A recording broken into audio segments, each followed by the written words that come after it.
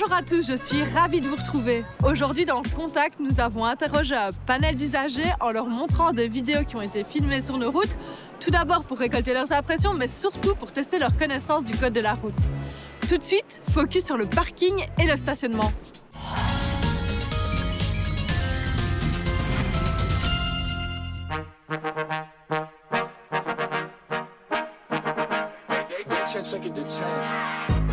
Le code de la route s'applique-t-il au parking privé? Beau refus de priorité. C'est très clair que la voiture qui vient de droite n'a pas priorité, vu qu'on voit les petits triangles sur le sol. Ne céder le passage, oui. Il a cédé le passage, il doit le respecter, point barre. C'est un terrain privé, donc strictement parlant, je ne pense pas que le code de la route s'applique. En tout cas, la règle de la courtoisie, ça, je suis certaine qu'elle doit s'appliquer. Donc là, il y a des signalisations. Ça, c'est signalisation. Ça reste le même, il faut respecter le code de la route, quoi, Ouais. comme il faut, comme il se doit. C'est indiqué, il faut l'appliquer. Voilà. CQFD. Alors, il y a 3 types de parkings, on va dire. Les parkings 100% publics, c'est votre commune qui le gère, par exemple. Il y a des parkings 100% privés. C'est, par exemple, le parking d'une entreprise avec barrière, il vous faut un badge pour entrer dedans. Donc là, il est 100% privé. Et puis, il y a après tous les parkings qui sont ouverts au public, on va dire, et qui vont peut-être, comme dans la vidéo ici, pouvoir poser des soucis. Le mieux, c'est d'adopter le principe de prudence. Et même si vous pensez être dans votre droit, évitez l'accident, de toute façon, en ne forçant pas le passage. Alors en principe, le code de la route n'est pas directement d'application dans un parking privé, même s'il est ouvert au public, encore qu'il y ait de la jurisprudence qui aille parfois dans ce sens. Par contre, il y a quelques points de la réglementation qui sont certainement appliqués par les services de police. Par exemple, en reprenant le volant sous influence, ou bien si vous commettez un accident avec des lits fuites dans le parking, ou encore bien souvent aussi le contrôle des places pour personnes à mobilité réduite.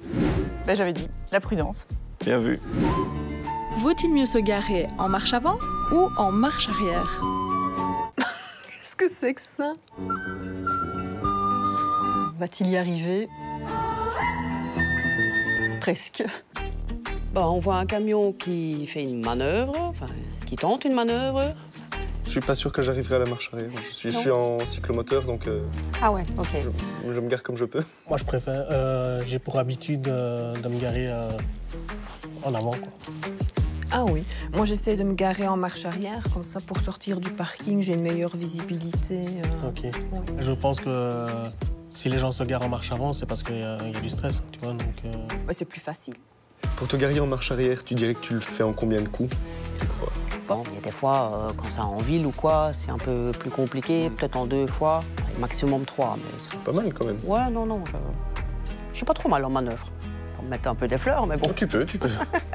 Alors ici, effectivement, c'est un exemple un peu malheureux de stationnement en marche arrière, mais clairement, c'est ce qu'il faudrait faire en règle générale, parce que se stationner en marche arrière, ça réduit le risque d'accident de 30%.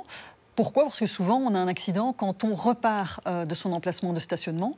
Et quand on s'est garé en marche arrière, on repart en marche avant. Et c'est beaucoup plus facile, on a une meilleure visibilité, il n'y a pas les angles morts, on ne risque pas d'attraper un enfant qui pourrait passer derrière, un cycliste, un trottinettiste. Donc clairement, c'est ce qu'on conseille. Maintenant, à Bruxelles, au niveau du règlement régional d'urbanisme, on préfère le stationnement en épi où on se gare en marche arrière. Se stationner en marche arrière permet d'éviter 30% des accidents. T'as quand même les bons réflexes, hein, Nadine? Bah ouais. Le code de la route regorge de subtilités. Alors si vous avez encore des questions, vous pouvez nous les envoyer en scannant le QR code qui s'affiche au bas de votre écran. Merci pour votre fidélité. Contact, c'est déjà terminé pour aujourd'hui, mais je vous retrouve dès la semaine prochaine pour une nouvelle émission.